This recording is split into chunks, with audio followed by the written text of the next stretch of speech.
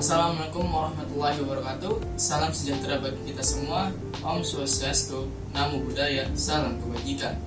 Halo Sobat Hukum, perkenalkan nama saya Abdul Sodik. Saya mahasiswa Fakultas Hukum Universitas Brawijaya, angkatan 2016. Di sini saya ingin memberikan sedikit edukasi hukum kepada para sobat hukum di rumah nih, yaitu mengenai jual beli online dan perlindungan jasa pengiriman ataupun kurir. Jual beli online adalah praktik jual beli yang dilakukan melalui jaringan internet dalam skala nasional maupun penjuru dunia.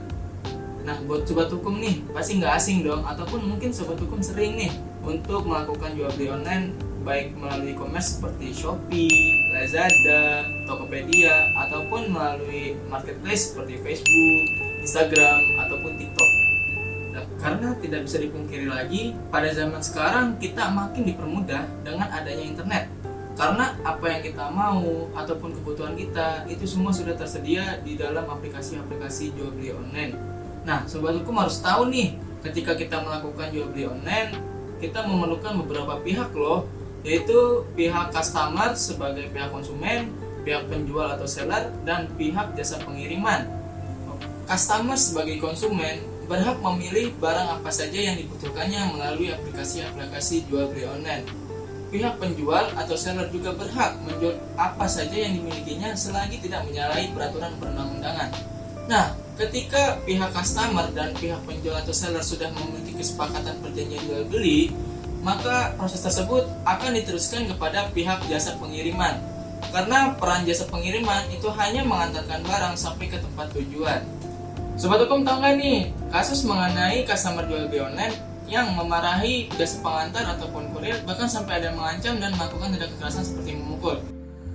Nah, berikut ini beberapa contoh kasus mengenai customer yang memarahi dan memukul kurir. Kasus pertama yaitu seorang ibu yang memaki kurir dan tidak mau membayar paketnya karena paket tersebut tidak sesuai dengan apa yang dipesankannya. Kejadian ini pun bermula ketika kurir datang ke rumahnya untuk mengantarkan paket dan pesanan itu pun menggunakan sistem COD. Paket yang sudah dibuka oleh customer dan ketika dilihat ternyata pesanan itu tidak sesuai dengan apa yang diinginkannya.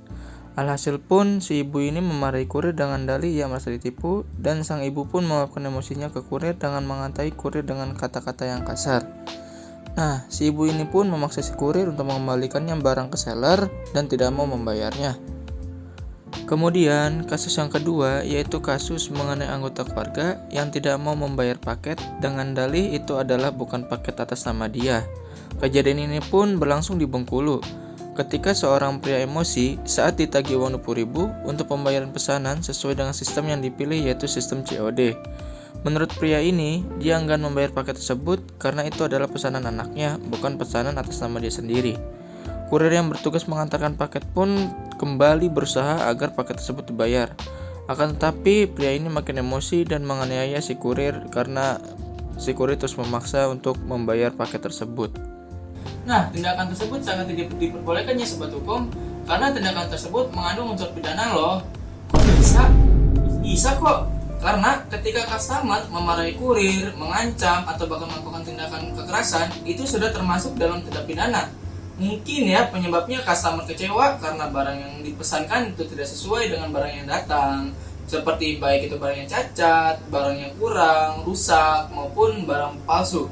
Nah, akan tetapi harus diketahui bahwa peran jasa pengantar itu hanya mengantarkan barang sampai ke tempat tujuan yang dimana barang tersebut sudah tersegel dan dibungkus dari pihak penjual.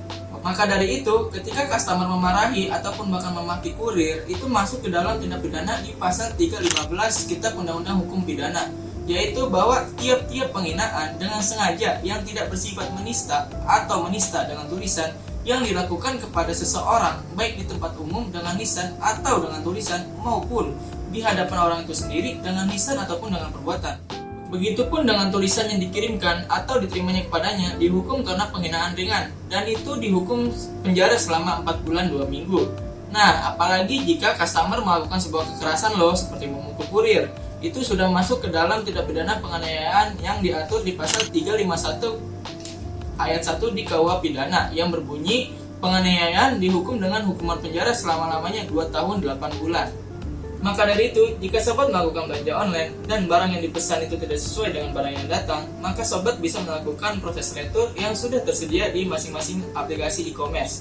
Bijaksanalah dalam berbelanja online, karena banyak sekali penipuan yang terjadi. Jangan sampai kita menyalahkan orang yang tidak bersalah. Sampai jumpa kembali dengan saya Abdul Sodik di edukasi hukum berikutnya. Mohon like videonya. Wassalamualaikum warahmatullahi wabarakatuh. Salam Justisia.